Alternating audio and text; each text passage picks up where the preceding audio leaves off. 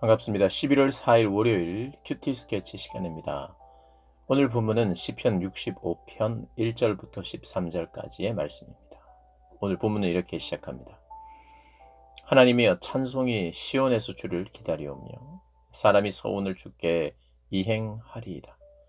기도를 들으시는 주여 모든 육체가 주께 나아오리이다. 죄악이 나를 이겼사오니 우리의 허물을 주께서 사하시리이다.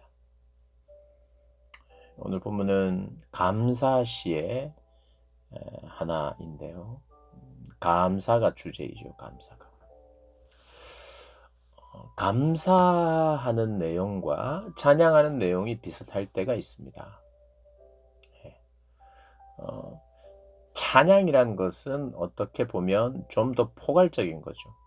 하나님이 이럼에도 불구하고 저럼에도 불구하고 찬양할 수 있죠. 하나님의 성품, 변함없는 하나님의 성품을 찬양하고 또 하나님이 하신 일을 찬양하죠. 감사는 무엇인가? 하나님의 하신 일에 대해서 또 특별히 내가 받은 혜택에 대해서 하나님을 찬양할 때 그것이 곧 감사가 되죠. 하나님 감사합니다. 나를 이렇게 보호해 주셔서 감사합니다. 하나님 나를 구원해 주셔서 감사합니다. 나를 용서해 주셔서 감사합니다. 나를 구원해 주신 주님을 찬양합니다. 이런 말과 나를 구원해 주신 하나님께 감사합니다. 라는 말이 비슷한 말이죠. 그래서 사실은 감사가 있는 사람이 찬양할 수 있어요. 감사가. 그럼 감사는 언제 가능합니까? 내가 감사하기로 그저 자꾸 생각만 한다고 해서 감사할 수 있느냐? 그럴 수 없어요. 기본적으로 감사는 경험이 있어야 합니다. 경험. 내가 받은 경험이 있어야 되죠. 그 감사에는 분명히 이유가 있습니다. 이유 없이 감사할 수는 없어요. 하나님 감사합니다. 그래서 뭐가 감사하냐? 그 이유는 없습니다. 이건 말이 안 돼요. 찬양도 마찬가지입니다. 하나님을 찬양하는데 이유가 없다. 그건 말이 안 됩니다. 하나님 감사합니다. 뭐가 감사하느냐? 감사해야 될 제목이 있는 거죠. 내가 경험해야 돼요. 하나님의 어떠함을, 하나님이 주신 은혜를, 하나님이 주신 사랑을 경험해야 돼요. 그러니까 그 경험이 없이 하나님을 섬길 수는 없습니다. 그래서 경험이라고 하는 것이 내가 뭐 하나님을 봤다든지 뭐 특별한 체험이 있어야 되는지 이것만 경험은 아니에요. 초자연적인 현상을 경험하면 이것만 경험하는 게 아니죠. 오늘 본문은 그런 걸 말하지 않아요. 오늘 본문은 하나님이 구원하신 것에 대해서 감사하고 있어요. 그러니까 초자연적이고 우리 상식선을 넘어서는 그 어떤 일 때문에 감사한 게 아니에요. 하나님이 구원하신 그 구원으로 인하여 감사해요. 그리고 그분이 다스리고 계시다는 것이 깨달아져서 감사해요. 다스리고 계시는 하나님을 인하여 찬양하고 감사해요. 그리고 하나님이 채워주셔서 감사하는 거예요. 오늘 특별히 8절부터 보면 추수에 대한 이야기가 나옵니다. 하나님이 공급자라는 거죠.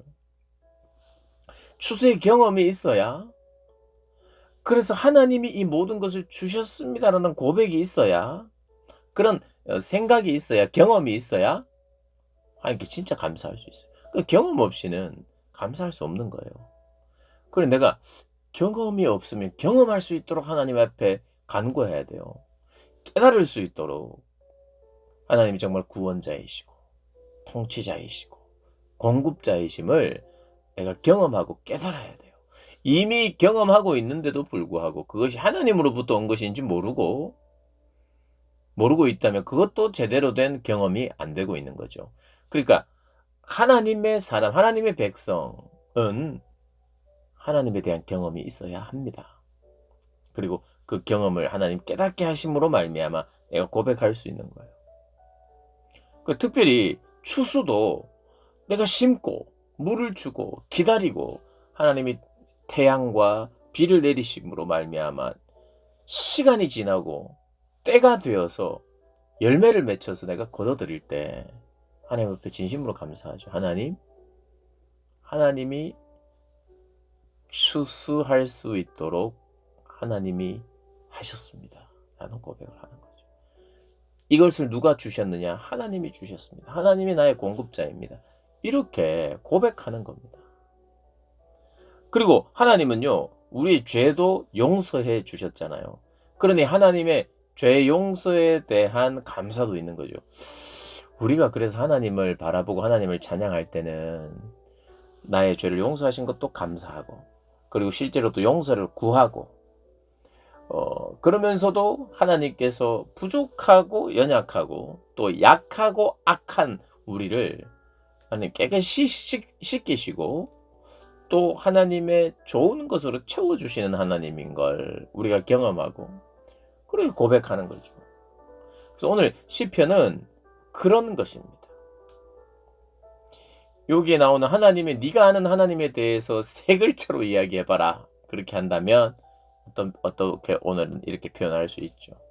하나님은 구원자.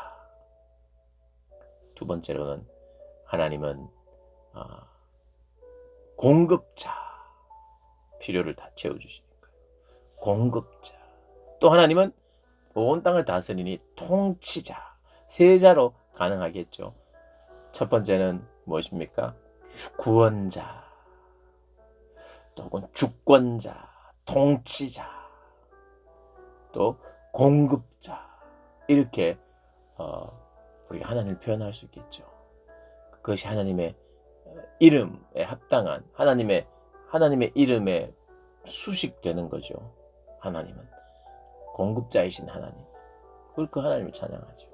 구원자이신 하나님 그 찬양합니다. 통치자이신 하나님, 다스리시는 하나님, 주권자이신 하나님 우리가 찬양합니다. 그리고 또 동시에 감사하죠. 하나님이 하시는 일을 또 우리가 내자로 한번 또 만들어 본다면 하나님은 씻어주심. 그게 참 복입니다. 그죠? 하나님이 나를 깨끗하게 씻어주신다는 건 참 복이에요. 늘 씻을 수 있습니다. 씻김을 받을 수 있어요. 우리가 더러워져요. 우리가 더러워지면요. 우리 양심이 더러워지면 우리 찝찝합니다.